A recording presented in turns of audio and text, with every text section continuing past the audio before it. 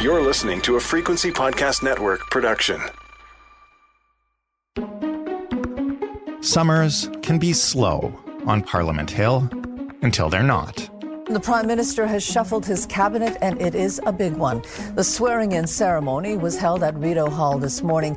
Most of the ministers have changed their portfolios, and 7 backbenchers have been promoted.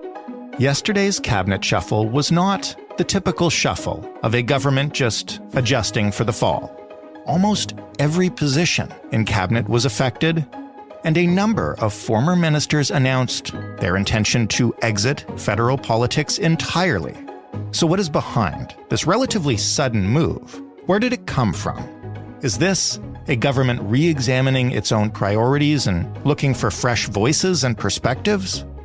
Or is it a government looking at the polls and trying desperately to change the subject before the next election? Today, we'll break down the shuffle and the possible reasons behind it. So who's in? Who's out? And what does it mean for Canadians now and for the next election, whenever that is?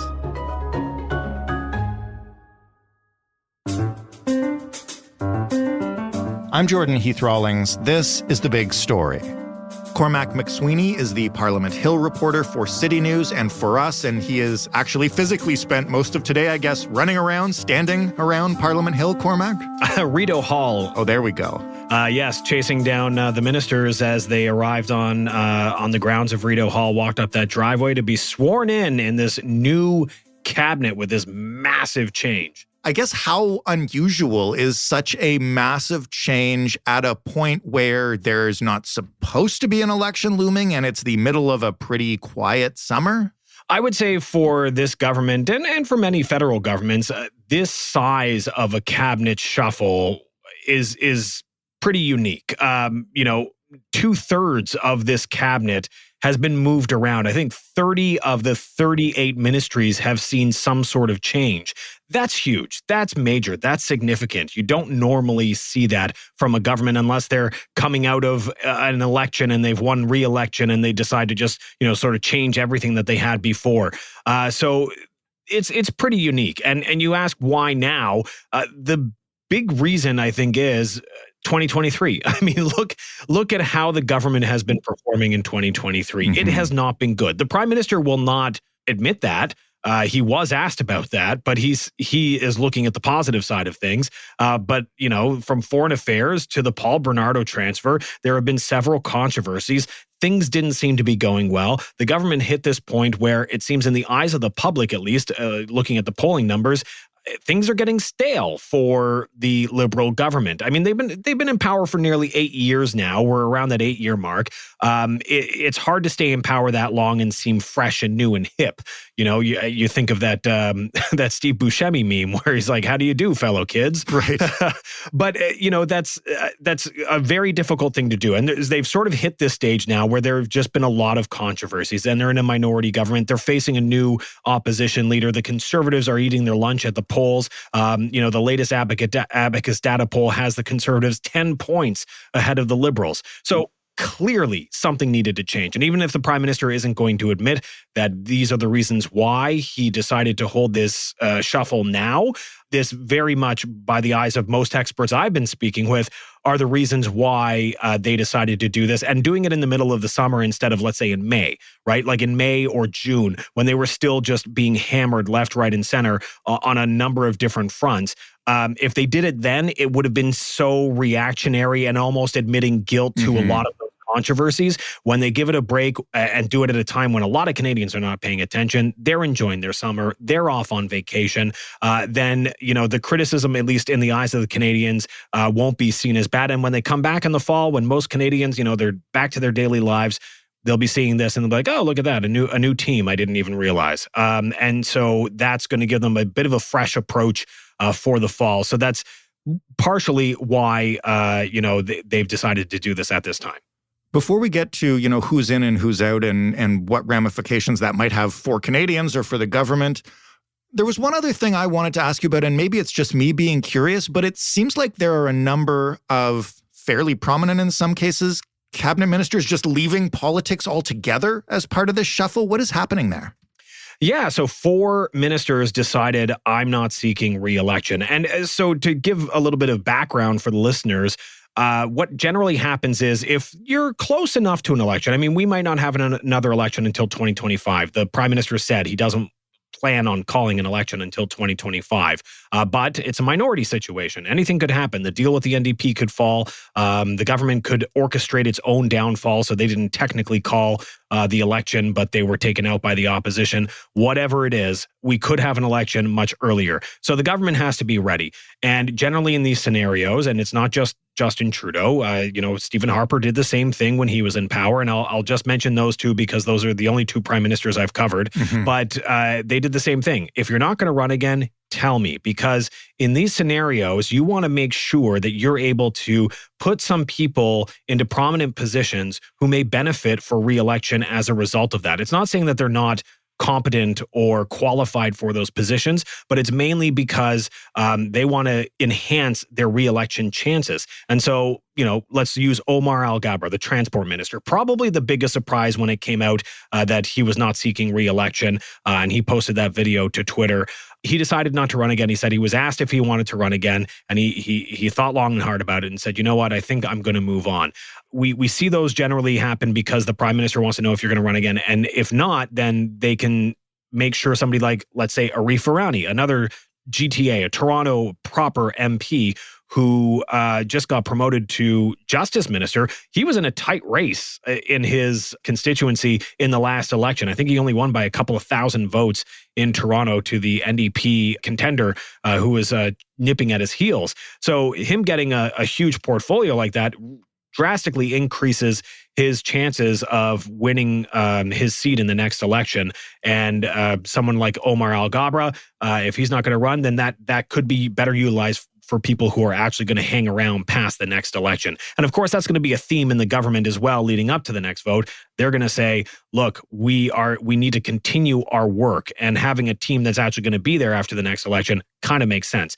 I will sort of point out that when all these departures started popping up, Carolyn Bennett, longtime Toronto MP, Joyce Murray, longtime MP as well out in BC. These are some names for the Liberal government. Yeah, they're well known in the Liberal circles. I don't know how much your average Canadian knows a lot of these people, but Carolyn Bennett has been around since 1997. She's seen a lot of stuff in politics. She's been around, and I think she was very much favored by the Prime Minister himself. I think they got along really well. But it was time for her to just call it quits, I guess, and she decided to leave. It sparked a memory, and they're different scenarios. I'm not going to say it's the exact same or the outcome is going to be the same. So don't, read too much into this. But at the end of the Harper government, when it was the spring before the fall election in 2015, we had a number of ministers just say, you know what? I'm out. And I guess they saw that they probably weren't going to win re-election, and they decided to take off. I'm not saying that that's what's going to happen in the next election for the Liberals. A lot of different variables, totally different governments, different things are going on. Mm-hmm. I think the more interesting story are the ministers who seem to be wanting to run again, but were kicked out. 7 ministers in total were removed from cabinet. 4 of them said that they were not running again in the next election. So those were easy ones for the prime minister, but 3 of them got the boot by the prime minister. And that is interesting because there's still this question mark over those people. Let's start with that then before we get into who's running what. Aside from the people who are voluntarily exiting, who's got the boot and do they have anything in common? Yeah, so, this is not a big surprise. Marco Mendicino, the public safety minister, has been removed. Right. I think everybody expected at the best he would be demoted to a really low cabinet portfolio and maybe serve his time in the penalty box before getting up there again. But that's not what's happened here. He's been given his walking papers from cabinet. He's still going to remain an MP. He said that in a statement that he wishes the new minister well. And it was an honor to serve, et cetera. But, he was dealing with the Paul Bernardo transfer issues. Mm-hmm. There were some controversies around the Emergencies Act when it happened, when he said that they got the advice from police forces, and then each police force said, no, we didn't. We didn't say that we wanted it. And then foreign interference is another controversy that he had been having to deal with. So all of these things sort of added up, and he was given the boot. The bigger ones, though, are Justice Minister David Lametti just being kicked out of cabinet altogether, which was a surprise. And then Mona Fortier, Treasury Board president, who did have a little bit of a rough time when we had the public servant strike. And that was sort of fell into her file. And I'm pretty sure this government didn't want to be the enemy of public servants. After all, they had campaigned back in 2015 on being the friend of public servants again, after the Stephen Harper government did a lot of battle with public servants. And so that was an issue for her moving forward. Interesting to move her out as well. She was the National Capital Region minister, the lead person for the Ottawa area. So she's gone now, but they do have Jenna Sudson, another Ottawa area MP who's now in. But there's a big question mark over David Lametti and Mona Fortier. At least Marco Mendicino, you can point to many reasons. But there are still some big question marks over all of this. And one of the first, actually, I think the first question to the Prime Minister after the swearing in was, why did you axe these people from your inner circle? And he didn't directly answer. He just mainly talked about how his new team was pretty awesome. So we're going to be, I think, questioning that a lot, especially in the fall when all the MPs come back and we have possibly David Lametti and Mona Fortier coming in. We'll be asking them what they were told by the Prime Minister as to why they got released. And maybe we'll find that out beforehand if they're taking any interview requests at the moment. Now we can talk about who's in, as in who's a newcomer to cabinet, and also about the multitude of people who have new jobs in cabinet. I won't make you run through who has each of the 38 positions. If people want to see that, it is available with your reporting on citynews.ca. We don't have time to go through all of them, but as these changes were being announced, which ones stood out, and maybe either high-profile people, high-profile positions that kind of reek of important files to come or key strategy for the government? So one big one that happened, aside from the ones we've already talked about people moving out, Anita Anand has been removed from the defense file and put into Treasury Board as the president of Treasury Board. Very interesting choice considering we have this global effort to try and support Ukraine in its war against Russia. Now, Anita Anand came in during the COVID-19 pandemic and really got stuff done when it came to procuring vaccines. She was brought in and all of a sudden things were moving really quickly. And if you look back, I mean, Canada, not being a big producer of vaccines, all of a sudden getting the millions of vaccines that we got in such a short time frame compared to most other countries was remarkable. Then she was brought in to change the culture of the military during, the ongoing issues around sexual harassment, misogyny, et cetera, that we've been seeing in the military. She started to continue the work on that, and she was expected to be the fixer to get it done. Then she had to deal with Ukraine. And then now she's just been moved to Treasury Board, and it left a lot of people scratching their heads. So that's a big one. They're pitching it within government as a part of an economic front bench, an economic team. So she's joining the innovation and finance ministers and the trade minister to really try and turn things around. But Treasury Board is mainly and more about internal government spending rather than, external help for Canadians, but maybe there will be an expansion there. Bill Blair takes over defense. An interesting choice. He did have some struggles in public safety. He's been working in emergency preparedness.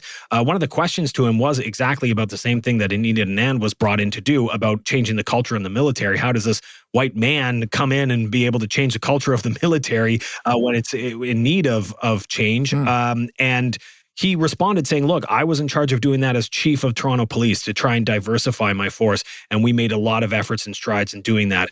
And so that's the experience he's going to take to this role and continue on there. A lot of other big choices. Housing Minister Sean Fraser, he's taken that over after being in immigration. He's seen as a very competent minister within government. He's seen as a person who can get stuff done to tackle big challenges. And that's why they've moved him into the housing file. It's a point of weakness for this government. They've been under heavy attack about housing prices, about getting housing built. Now, if you're going into an election in 2025, you got to have results by the time you hit the electorate. You have to show that something is changing in the housing market. And so that's going to be his big task moving forward. Mark Holland moves from House Leader into Health. That's a big promotion for him. And I got my handy list here that they handed out. Can't tell the players without a scorecard. Yeah, I know. But there's a lot of different changes. Again, like 30 different ministries making changes. The other big one that I'll point out, because I've been talking for too long, Arif Virani. This is a guy who's one of the 7 new faces in cabinet. And he's not just jumping into cabinet in a small portfolio to get his feet wet and then see what he can do. He's jumping right in as the new justice minister. He has experience. He has a background in law. He was an assistant trial attorney prosecuting genocide at the United Nations International Criminal Tribunal for Rwanda. So he's a person who has a legal background, who has experience there. But, running a department, especially one like Justice, is a huge task. There are a lot of issues on the justice file, bail reform, a lot of ongoing issues that need to be addressed there. And so he's going to be thrown right into the fire. And I think in the fall, he's going to be expected to make some big waves and take some action to deal with some of the ongoing issues that are going on in justice.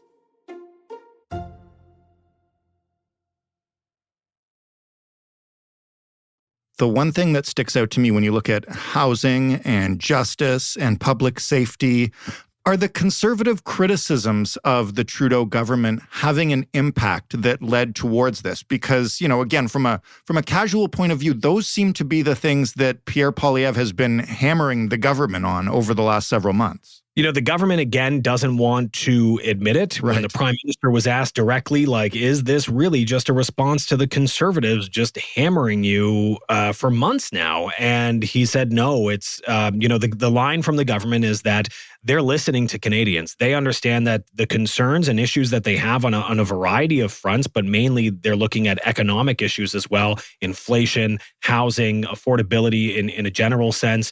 They say that they're listening to Canadians' concerns and adapting to make sure they have the right people. I think the line that I heard was the right people in the right jobs to get the right results. And that's something I think the prime minister kind of echoed. I heard that from a government source.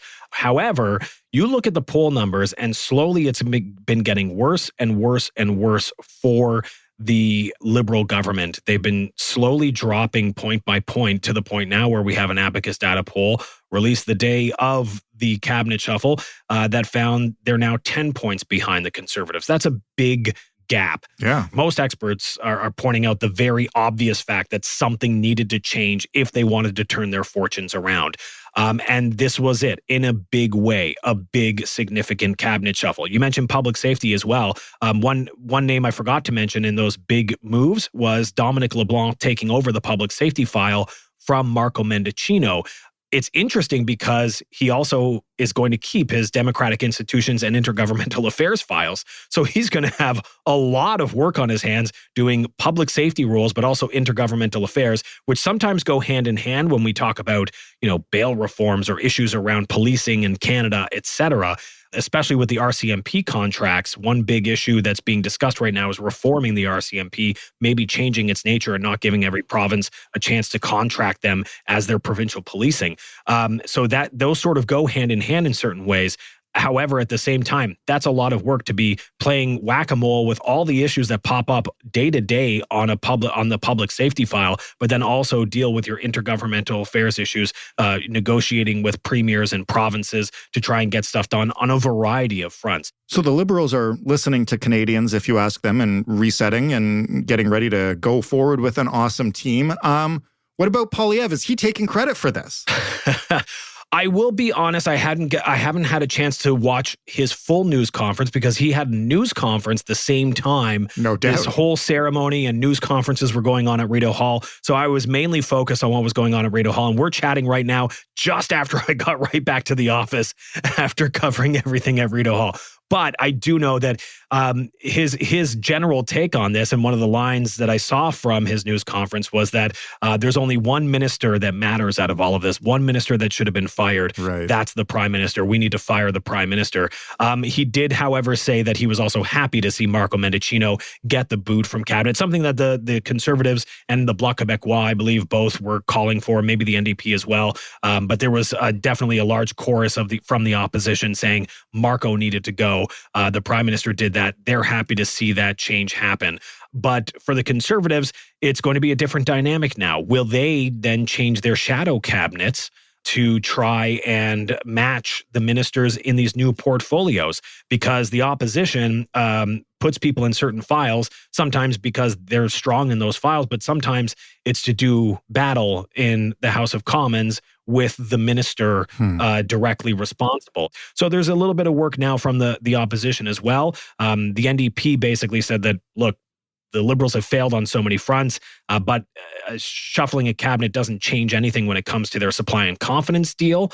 And they're still expecting the Liberals to follow through on that deal and bring forward pharmacare legislation before the end of the year, which is the one thing that we're all looking for, because if the government doesn't follow through, beginning January 1st, we could potentially see that deal break apart, and then we'd be back into normal minority status in terms of a government, and that means every single finance bill could potentially bring down the government.